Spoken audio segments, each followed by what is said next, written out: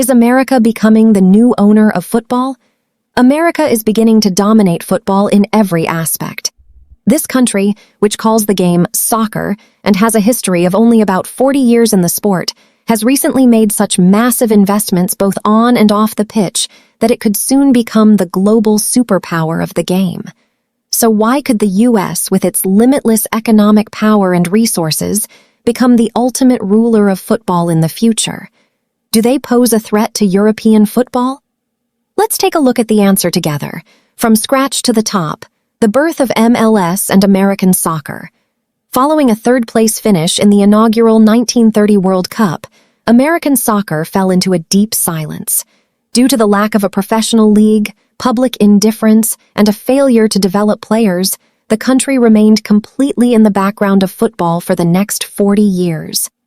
Even though world stars like Pelé, Beckenbauer, and Cruyff were brought to the country's semi-pro league in the 70s, the public's eye remained firmly on American football. The turning point came when the U.S. won the rights to host the 1994 World Cup. With the necessity of establishing a professional league, Major League Soccer, MLS, was founded, drawing inspiration from the English Premier League. Although the league initially drew attention due to the World Cup excitement, it announced a $200 million loss in just its first 5 years and came to the brink of shutting down. The move that saved MLS was the U.S. national team playing in the quarterfinals of the 2002 World Cup, followed by the rise of a homegrown idol, Landon Donovan. The Beckham milestone and a league with no relegation. The real turning point for MLS came with the arrival of David Beckham in 2007, while the Development Academy system established the same year accelerated growth.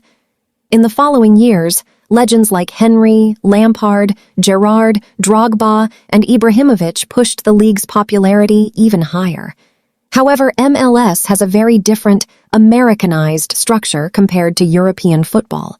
There is no relegation or promotion. Clubs join the league directly by paying substantial franchise fees. This risk-free commercial structure is a subject of serious criticism in the football world.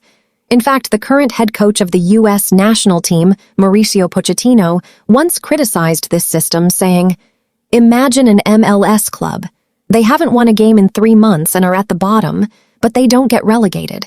In this case, American sports reward the loser." The Messi effect and limitless financial power. Today, the name of the new era for MLS is undoubtedly Lionel Messi. With Messi joining Inter Miami, football fans flocked to the stadiums, the league management signed a record-breaking broadcast deal with Apple TV, and the stands shattered historical attendance records. Most recently expanding into the Asian market, MLS has integrated stars like Heung-min Son into its structure, evolving from the brink of bankruptcy into the 6th highest revenue-generating league in the world, right after the top 5 European leagues. Moreover, this growth is no coincidence. Surveys show that the younger generation, particularly those aged 18 to 34, is shifting its immense interest toward football. The federation allocates massive budgets to sports facilities and academies. A massive national team facility opened recently with a $250 million investment, backed by heavy funding from giant brands like Coca-Cola. The biggest advantage of the U.S. is its possession of the world's largest sports economy and limitless financial power. A new generation led by Pochettino. The clearest reflection of U.S. soccer's development can be seen in the national team. At their helm is Mauricio Pochettino, who knows exactly how to achieve great things with a young squad. Players like Pulisic, McKennie, Tyler Adams, Dest, Tillman, and Balogun almost all play for elite European clubs at the Champions League level. This golden generation is the product of academy programs established years ago. The federation developed its own young talents over many years, heavily utilizing the support of German coaches. Although the high monthly fees of these academies create an income inequality in accessing the sport, this well-planned squad continues to bear fruit. The Americanization of football and the European threat. The governing bodies of football have also completely turned their faces toward America. The close dialogue between FIFA President Infantino and the U.S., as well as awarding the World Cup and the Club World Cup to the U.S., is no accident. In fact, Americanized moves like commercial breaks disguised as water breaks, halftime shows, and various rule adjustments to speed up the game are on the horizon to make football more acceptable and loved in the U.S.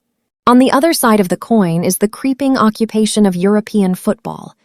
Today, the owners of Premier League giants like Arsenal, Chelsea, Liverpool, and Manchester United, as well as historic Italian clubs like Inter, Milan, and Roma, are entirely American businessmen and investment funds. Even the new format of the Champions League was launched with financial backing from an American bank. Furthermore, it is an open secret that UEFA is considering hosting a Champions League final in the U.S. in the coming years.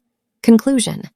Once dismissed by critics who said, "What do they know about football? They even call it soccer," the U.S. has managed to create one of the wealthiest football ecosystems in the world within 40 years. When you combine a population of 350 million, limitless capital, and the knack for turning sports into a commercial show, it wouldn't be surprising to see the U.S. lift the World Cup trophy within the next 10 to 15 years. It seems that in the near future, we will be watching a much more Americanized world of football. So do you think America can become the #1 ruler of football in 10 years? I look forward to your comments.